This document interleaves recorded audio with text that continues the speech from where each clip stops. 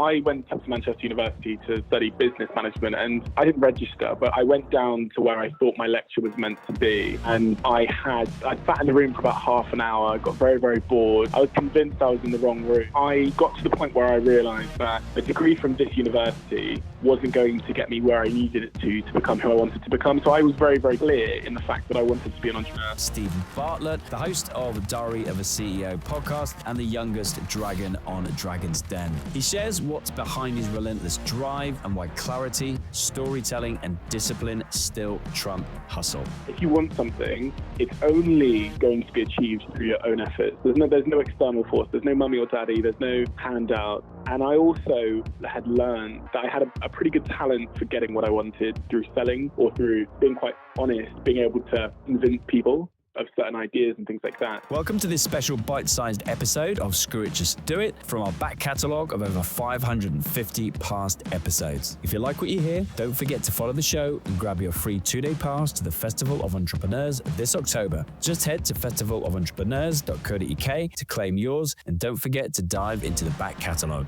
Want to surround yourself with 5,000 to 10,000 entrepreneurs who've already decided to screw it and just do it? The Festival of Entrepreneurs is happening October the 8th and 9th at the NEC Birmingham, and I'm giving away free 2-day pass to my listeners. 200 plus speakers, 90 plus sessions, billion-pound entrepreneurs sharing their real stories, not theory, but the actual strategies they use to scale. Head to festivalentrepreneurs.co.uk right now and claim your free pass, because the best networking happens when you're in the room with people who've already decided to screw it and just did it. Would you go personal brand or would you go company if you were advising someone starting out right now? What do you think's the key component to be a social influencer, doing it through a personal brand or through a company? It really depends on the company. Not every company makes sense to develop your personal brand, right? So if you're selling computer servers, let's say, it might not make a huge amount of sense. We felt that the priority in order to grow that business shouldn't be building out the CEO's personal brand. And then the next question becomes, does the CEO or the leader or the MD have the talent to support building their brand? Because that's not always the case as well. So yeah, and it really, really depends on the business. There are some businesses where it's very obvious that building a personal brand makes a lot of sense. Businesses in particular like that include brands where you're selling a product, a new type of product. So that could be where you're selling a face scrub or you're selling protein shakes or something like that. Those things can be very closely attached to a person, and those can live and die off the back of the face that's selling it. Okay, very, very good answer. And going back to yourself, when you started, what was the initial motivation? I went to Manchester University Manchester Met to study business management, and I didn't register, but I went down to where I thought my lecture was meant to be. And I sat in the room for about half an hour, got very, very bored. I was convinced I was in the wrong room. I never went back, so I went back to my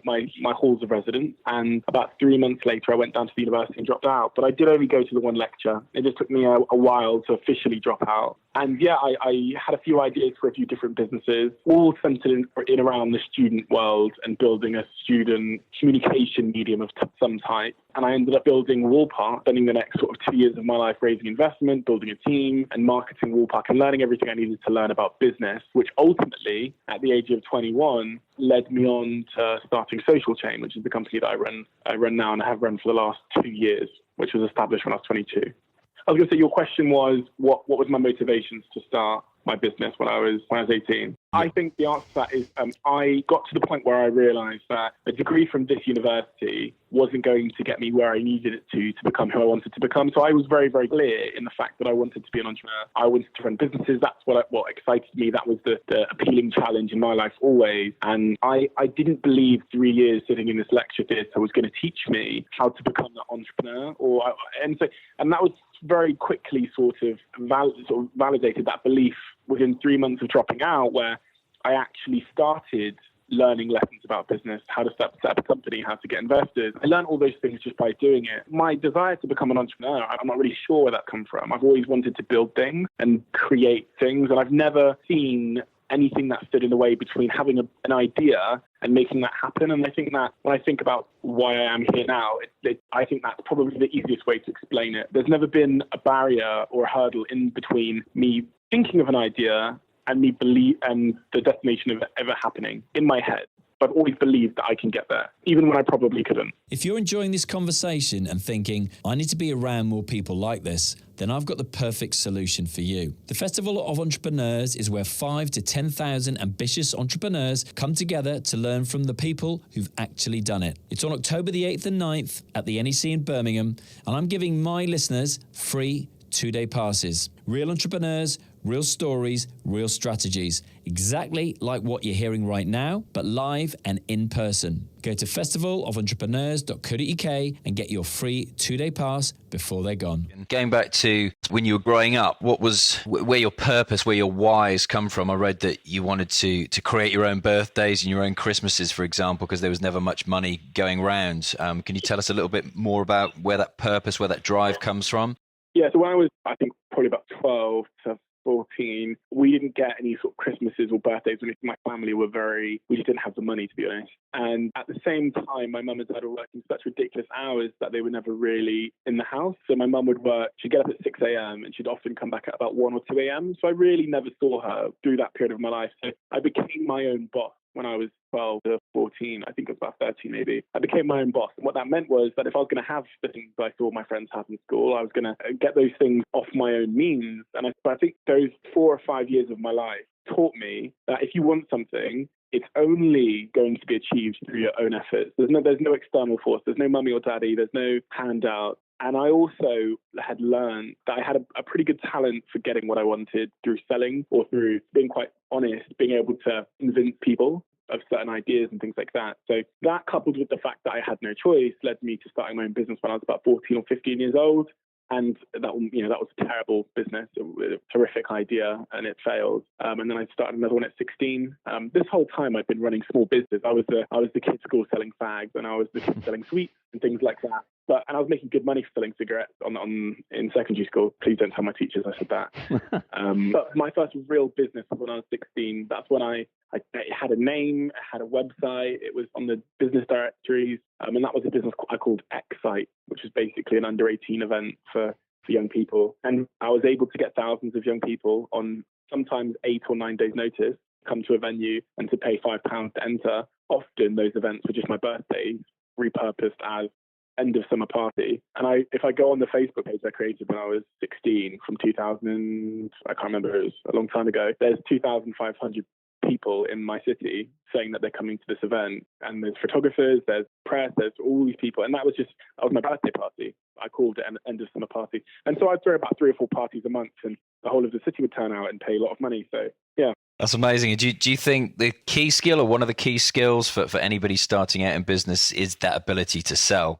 I think fundamentally, it's very important for entrepreneurs. I think there are certain types of business that you maybe don't need to sell face-to-face as such. You might need to know how to sell online. But I think for entrepreneurs who are building businesses and building teams, you are selling at all times. You're selling to your team. You're selling a vision every single day. You're selling to your investors. You're selling, you'll get money. You're selling to your clients, in our case, people like, the biggest brands in the world, convincing them to back us and go with our ideas. And you're selling at every opportunity. I think single most important skill anybody to learn in their life is the ability to sell, whether it's selling yourself to a girlfriend or selling yourself to an employer. I think sales is fundamentally at the heart of everything. Cool. And if you were giving advice on anybody starting out now and looking to build their own network from scratch, what would your advice be? Any couple of tips that you could give? If it's a case of building a big community online, I would focus on finding a niche that you believe you're about, you're uniquely qualified to own. So that it could be from experiences or a passion you have or a job you have or something like that. And then I would focus on, it's a long process of trial and error when it comes to growing a community, understanding what content is resonating most with the audience. But I would start producing content today without any sort of real science behind it,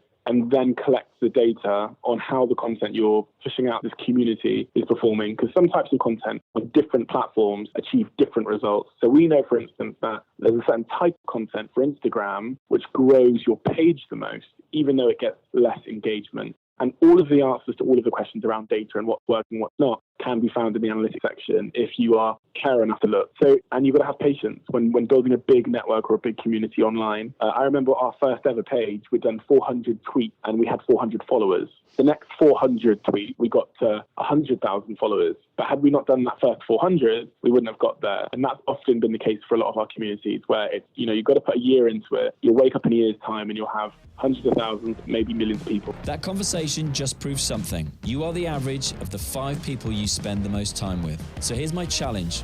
Upgrade your network. The Festival of Entrepreneurs is happening October the 8th and 9th, and I'm giving my listeners free 2-day passes to get in the room with 5 to 10,000 entrepreneurs who are actually building something. This is where the risk takers, the game changers, and the people who've decided to screw it and just do it come for inspiration, education, and connection. Don't just listen to their success stories, go meet the people living them. Grab your free pass now, because the biggest risk isn't taking a chance, it's missing the opportunity entirely. So I hope you enjoyed that episode with Stephen Bartlett. Did you know that was Stephen Bartlett's first ever appearance on a podcast? 100% true. Couple of things I want to pull out. Clarity over chaos. So Stephen's approach is far more intentional than people give him credit for, I think. It's not just hustle, it's always highly strategic. Storytelling is a superpower. No surprise, eh? Diary of a CEO, huge global podcast now. Stephen's ability, whether you